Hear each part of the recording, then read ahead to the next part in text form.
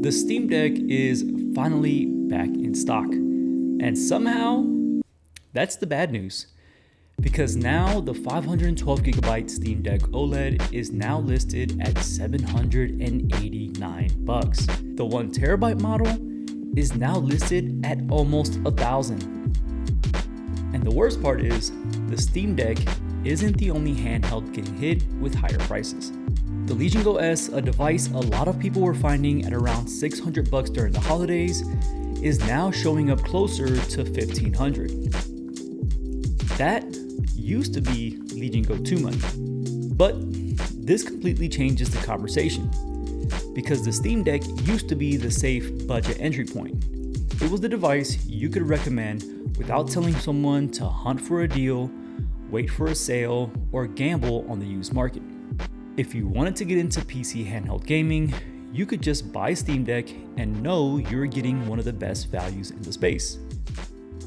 But now, that value is starting to disappear, which leaves us with a very uncomfortable question.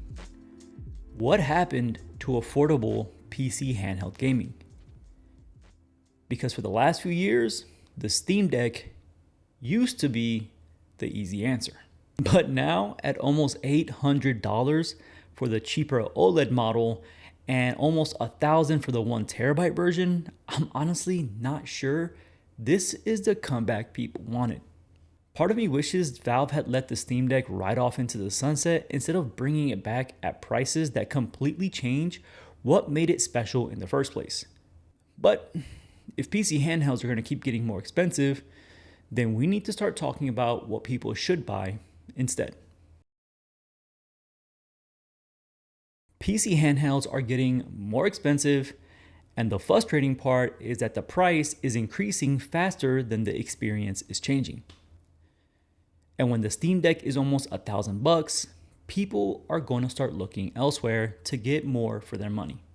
And this is where the ROG Xbox Ally series of handhelds becomes a lot more interesting. For some miraculous reason, the standard ROG Xbox Ally still starts at around $600. And this one, the Xbox Ally X with the Z2 Extreme, comes in at around $1,000 still. That's pretty crazy considering everything that's happening in the market today. Normally, I would look at a $1,000 price tag and say that's still a lot of money for a handheld, and it still is. But now that the 1TB Steam Deck is $949, the Ally X does not look as crazy as it used to. Because for roughly $50 more, you're getting the newer Ryzen AI Z2 Extreme processor, 24GB of RAM, 1TB of storage, Windows compatibility, Xbox integration, Game Pass support, and access to other PC storefronts. Now, don't get me wrong, the Xbox Ally X is not perfect by any means. This is probably one of my least used PC handhelds. It still requires more setup. Xbox Full Experience is better than plain old Windows, but it still doesn't provide as good of a console-like experience as SteamOS does, despite the Xbox marketing. Overall, the Steam Deck still has a smoother out-of-the-box experience for a lot of people. But when the Steam Deck is nearly, if not more expensive than newer hardware with more power, the Xbox Ally and the Xbox Ally X start looking really good. So if you're dead set on x86 handhelds, the Xbox Ally series is where I would start looking first. The white Xbox Ally gives you lower cost entry point. The Xbox Ally X gives you the power that easily dwarfs the Steam Deck. And in this new market, those two devices make more sense than paying almost $1,000 for the same Steam Deck hardware we've already known for years. But if we're honest, who knows how long this will last at this price point. So do with that information what you will. But with all that being said, this is probably where my opinion has changed the most. I don't think everyone should automatically jump from a Steam Deck to another x86 handheld. I think a lot of people should seriously look at Android handhelds instead. And honestly, the best example of that right now is the Odin 3. The funny part about this is because 4 months ago, I made a video about the Odin 3 where my whole point was basically you don't need to upgrade every year. And I still believe that. If you already have something like the Odin 2 Portal and it already plays the games you care about, the Odin 3 may not be a necessary upgrade. Today, I'm looking at this as an alternative to an increasingly expensive PC handheld market. And from that perspective, well, this makes a lot more sense. The base model Odin 3 starts at $339, and the max model gives you 16 gigabytes of RAM and 512 gigabytes of storage for under $500. You get a compact handheld with a 6-inch 120Hz AMOLED display, Android 15, an 8,000 milliamp hour battery, Hall effect sticks, and enough performance for an enormous library of games. Add to that the improvements with Game Native, which gives you access to a lot of your PC game libraries like Steam, improved driver support for the Snapdragon 8 Elite, and a bunch of emulators that can take advantage of this seemingly small powerhouse. The Odin 3 starts looking like a better entry-level option that can play a lot of the same stuff the Steam Deck can. Granted, it's not as streamlined of an experience. These Android handhelds require a lot of setup when you first get them. But thanks to the internet and people like Russ from Metro Game Core and many others, there are tons of easy guides to get these devices set up.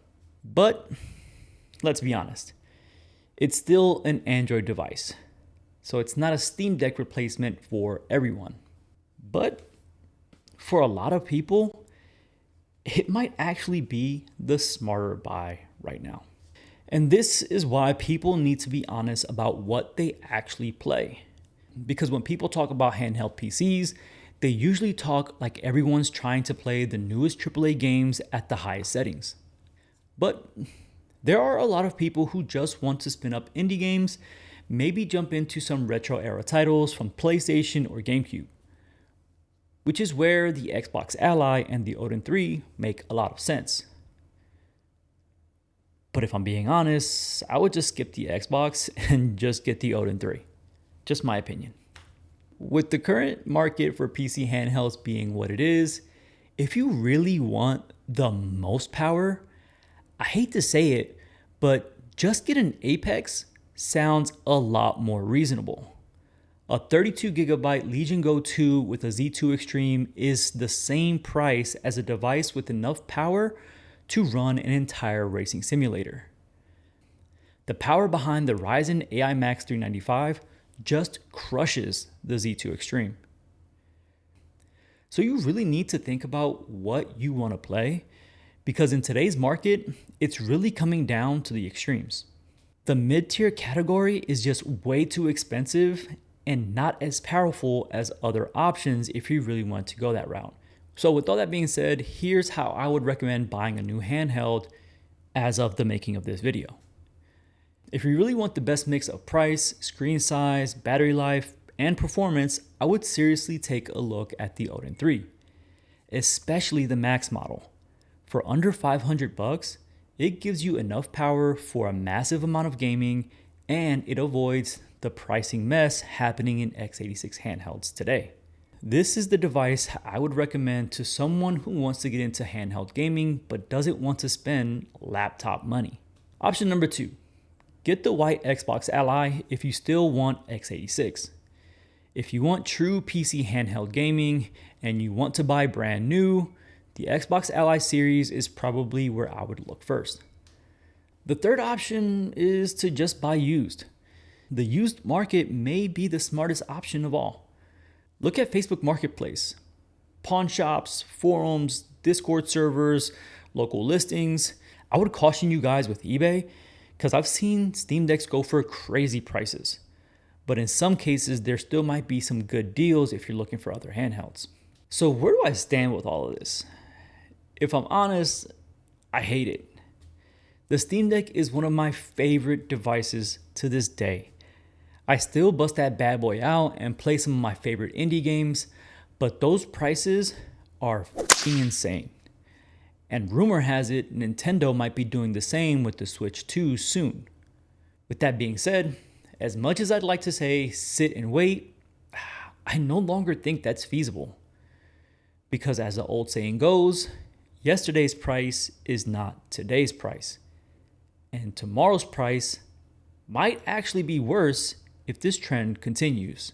But let me know what you guys think of all this. If you've been waiting on getting a Steam Deck, are you willing to pay these crazy prices for one? And for the rest of you, what are your Steam Deck replacement recommendations? I'd be curious to know what you guys are considering that may be better than a Steam Deck at these prices. Because these are crazy times. But that's it for me today, guys. Thanks for watching, and I'll catch you guys in the next one, hopefully with more affordable handhelds. Somehow I doubt that.